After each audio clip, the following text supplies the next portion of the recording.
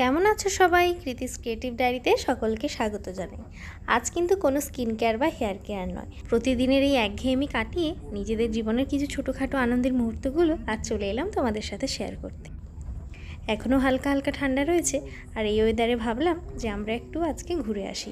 তো কখনোই আমি ভারতীয় জাদুঘরে যাইনি, মানে আমাদের কলকাতায় যেটা রয়েছে ইন্ডিয়ান মিউজিয়াম, সেখানে আমি কখনোই যাইনি। তাই ভাবলাম আমি, সৌম্য আর আমার মা তিনজনে মিলে প্ল্যান করলাম আজকে একটু যাওয়া যাক। তো তাই চলে এসেছি। তার আগে না ঢোকার সময় আর কোনো ভিডিও করাই হয়নি, বুঝেছো তো। তো প্রথমেই আমরা ঢুকেছি এই জায়গাটাতে। এখানে প্রচুর ঐতিহাসিক নিদর্শন রয়েছে, যেগুলো তোমাদের সাথে শেয়ার করছি। আর বুঝলে তো, এখানে এসে পৌঁছানোর পর কিন্তু চারপাশটা দেখে মনেই যেন হচ্ছিল বোধহয় সেই পুরনো দিনে বহু বছর আগে আমরা ফিরে এলাম। আর আমার কিন্তু এই ঐতিহাসিক স্থান বা এই ঐতিহাসিক নিদর্শন, বিভিন্ন বিষয়বস্তু, এইগুলো কিন্তু ভীষণ ভালো লাগেও দেখতে। হ্যাঁ, তো সেই কারণে জিনিসগুলো আরও বেশি খুঁটিয়ে খুঁটিয়ে দেখছিলাম। আর সব জায়গায় কিন্তু ভিডিও আবার করতেও দিচ্ছিল না বা ফটোও তুলতে দিচ্ছিল না। তো কিছু কিছু জায়গায় যেখানে দিয়েছে পারমিশন, সেখানে আমি কিছু কিছু তোমাদের সাথে শেয়ার করলাম, তোমাদেরকেও দেখাবো বলে।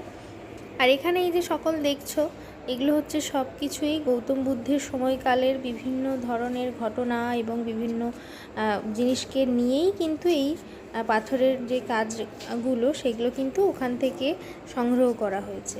হ্যাঁ, তো সেইগুলোই এখানে দাঁড় করানো আছে, আর নিচে লেখা আছে। লেখাগুলো না ঠিক বোঝা যাচ্ছিল না।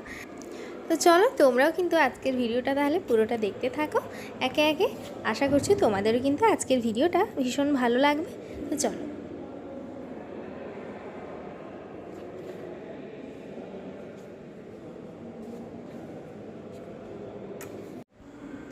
আর এই যে দেখছো না, পাথরের ওপর বিভিন্ন ধরনের ঘটনা এবং ছবি কি সুন্দরভাবে খোদাই করা রয়েছে।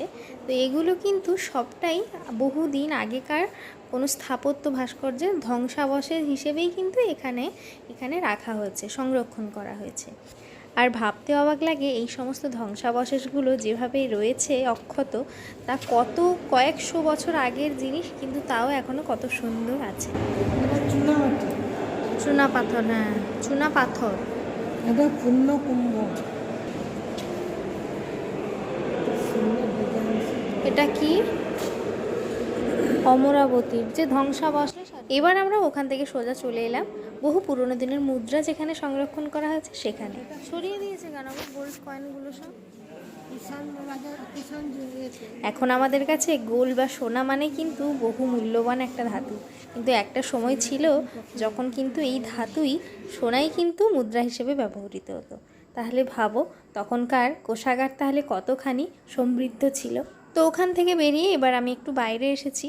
এই জায়গাটা এতটাই ভালো লাগছিল যে সত্যিই মনে হচ্ছিল যেন কোনো রাজার সাম্রাজ্যে চলে এসেছি, বুঝলে তো। তাই তোমাদের সাথে এই ভেতর থেকে একটুখানি ভিডিও করে তাই দেখালাম, কতখানি সুন্দর লাগছিল। আর এই যে দেখছো, এই একতলা বাড়ির সমান কিন্তু এখনকার দিনে 3তলা বাড়ি, বুঝলে। কেন?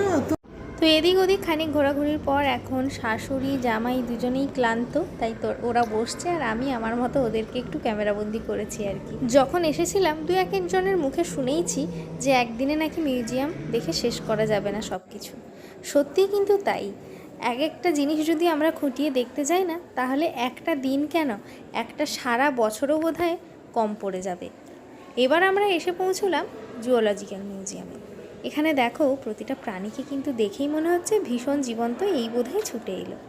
কিন্তু সত্যিকারের, হ্যাঁ, ওদের দেহে প্রাণ নেই ঠিকই, কিন্তু ওদের গায়ে চামড়া যে পরানো রয়েছে, ওটা কিন্তু সত্যিকারের জীবন্ত প্রাণীর চামড়া পরানো রয়েছে।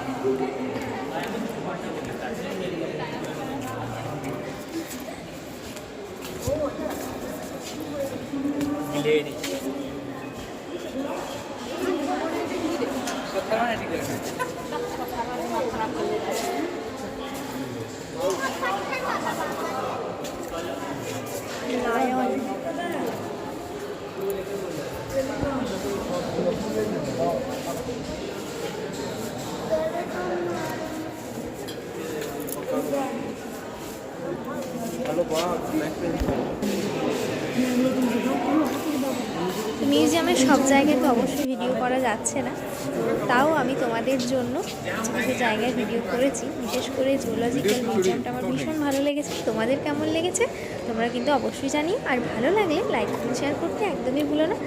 আর পরবর্তী ভিডিও নোটিফিকেশান পাওয়ার জন্য অবশ্যই কিন্তু চ্যানেলটি সাবস্ক্রাইব করে রেখো এবং পাশে থাকা বেল আইকনটি প্রেস করে দেবো। তাহলে আজকের মতো এখানেই শেষ করছি, আবারও দেখা হচ্ছে অনেক নতুন নতুন ভিডিও নিয়ে। ভালো থেকো, সুস্থ থেকো, ধন্যবাদ সবাইকে।